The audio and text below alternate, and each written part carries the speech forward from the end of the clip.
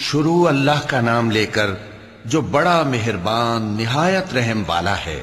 اے پیغمبر صلی اللہ علیہ وآلہ وسلم، جو عورت تم سے اپنے شوہر کے بارے میں بحث و جدال کرتی اور اللہ سے شکایت رنج و ملال کرتی تھی، اللہ نے اس کی التجا سن لی اور اللہ تم دونوں کی گفتگو سن رہا تھا۔ کچھ شک نہیں کہ اللہ سنتا ہے، دیکھتا ہے۔ جو لوگ تم میں سے اپنی عورتوں کو ماں کہہ دیتے ہیں وہ ان کی مائیں نہیں ہو جاتی، ان کی مائیں تو وہی ہیں جن کے بطن سے وہ پیدا ہوئے۔ بے شک وہ نامعقول اور جھوٹی بات کہتی ہیں، اور اللہ بڑا معاف کرنے والا ہے، بخشنے والا ہے۔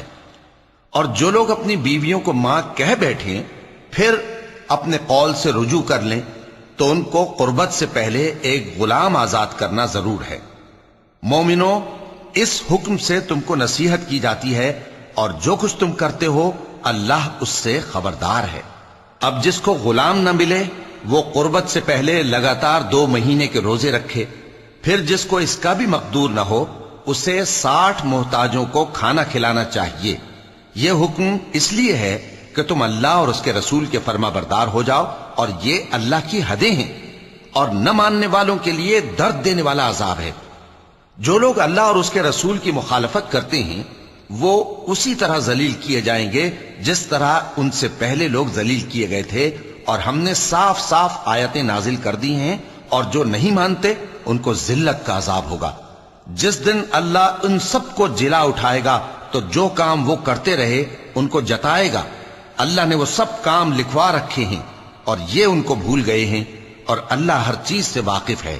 کیا تم کو معلوم نہیں کہ جو کچھ آسمانوں میں ہے اور جو کچھ زمین میں ہے اللہ کو سب معلوم ہے؟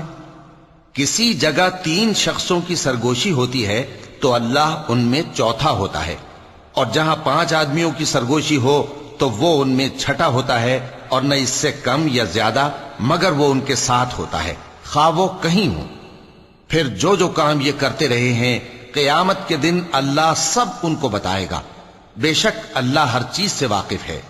اے پیغمبر صلی اللہ علیہ وآلہ وسلم، کیا تم نے ان لوگوں کو نہیں دیکھا جن کو سرگوشیاں کرنے سے منع کیا گیا تھا، پھر جس کام سے منع کیا گیا تھا وہی پھر کرنے لگے؟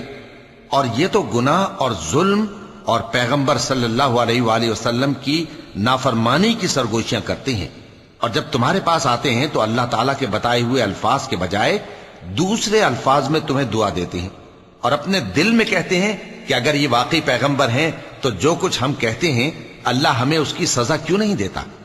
اے پیغمبر صلی اللہ علیہ وآلہ وسلم، ان کو دوزخ ہی کی سزا کافی ہے، یہ اسی میں داخل ہوں گے اور وہ بری جگہ ہے۔ مومنو، جب تم آپس میں سرگوشیاں کرنے لگو تو گناہ اور زیادتی اور پیغمبر کی نافرمانی کی باتیں نہ کرنا، بلکہ نیکوکاری اور پرہیزگاری کی باتیں کرنا، اور اللہ سے جس کے سامنے جمع کیے جاؤ گے ڈرتے رہنا۔ منافقوں کی سرگوشیاں تو شیطان کے اکسانے سے ہیں جو اس لیے کی جاتی ہیں کہ مومن ان سے رنجیدہ ہوں، مگر اللہ کے حکم کے سوا ان سے انہیں کچھ نقصان نہیں پہنچ سکتا۔ تو مومنوں کو چاہیے کہ اللہ ہی پر بھروسہ رکھیں۔ مومنوں، جب تم سے کہا جائے کہ مجلس میں کھل کر بیٹھو تو کھل کر بیٹھا کرو، اللہ تم کو کشادگی بخشے گا، اور جب کہا جائے کہ اٹھ کھڑے ہو تو اٹھ کھڑے ہوا کرو۔ جو لوگ تم میں سے ایمان لائے ہیں اور جن کو علم عطا کیا گیا ہے اللہ ان کے درجے بلند کرے گا، اور اللہ تمہارے سب کاموں سے واقف ہے۔ مومنو، جب تم پیغمبر کے کان میں کوئی بات کہو تو بات کہنے سے پہلے مساکین کو کچھ خیرات کر دیا کرو، یہ تمہارے لیے بہت بہتر اور پاکیزگی کی بات ہے، اور اگر خیرات تم کو میسر نہ آئے تو اللہ بخشنے والا مہربان ہے۔ کیا تم اس سے کہ پیغمبر کے کان میں کوئی بات کہنے سے پہلے خیرات کرو ڈر گئے؟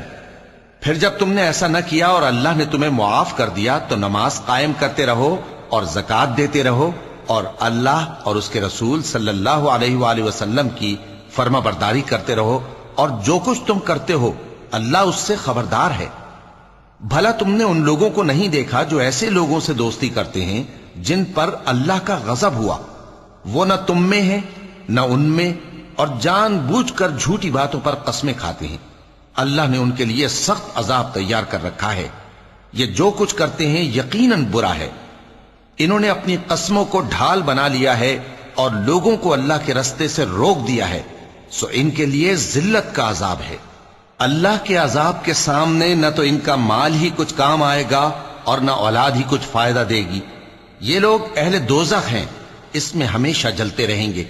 جس دن اللہ ان سب کو جلا اٹھائے گا تو جس طرح تمہارے سامنے قسمیں کھاتے ہیں اسی طرح اس کے سامنے بھی قسمیں کھائیں گے اور خیال کریں گے کہ ایسا کرنے سے کام چل جائے گا۔ سنو، یہی تو ہیں جھوٹے۔ شیطان نے ان کو قابو میں کر لیا ہے اور اللہ کی یاد ان کو بھلا دی ہے۔ یہ لوگ شیطان کا ٹولہ ہیں، اور سن رکھو کہ شیطان کا ٹولہ ہی نقصان اٹھانے والا ہے۔ جو لوگ اللہ اور اس کے رسول صلی اللہ علیہ وآلہ وسلم کی مخالفت کرتے ہیں وہ نہایت ذلیل ہوں گے۔ اللہ نے یہ بات لکھ دی ہے کہ میں اور میرے پیغمبر ضرور غالب رہیں گے۔ بے شک اللہ زور آور ہے، صاحب اقتدار ہے۔ جو لوگ اللہ پر اور روز قیامت پر ایمان رکھتے ہیں تم ان کو اللہ اور اس کے رسول صلی اللہ علیہ وآلہ وسلم کے دشمنوں سے دوستی کرتے ہوئے نہ دیکھو گے، خواہ وہ ان کے باپ یا بیٹے یا بھائی یا خاندان ہی کے لوگ ہوں۔ یہ وہ لوگ ہیں جن کے دلوں میں اللہ نے ایمان کو نقش کر دیا ہے اور اپنے فیض سے ان کی مدد کی ہے، اور وہ ان کو بہشتوں میں جن کے نیچے نہریں بہ رہی ہیں داخل کرے گا، جن میں وہ ہمیشہ رہیں گے۔ اللہ ان سے خوش اور وہ اللہ سے خوش۔ یہی لوگ اللہ کی جماعت والے ہیں۔ سن رکھو کہ اللہ کی جماعت والے ہی کامیاب ہوں گے۔ صدق اللہ العظیم۔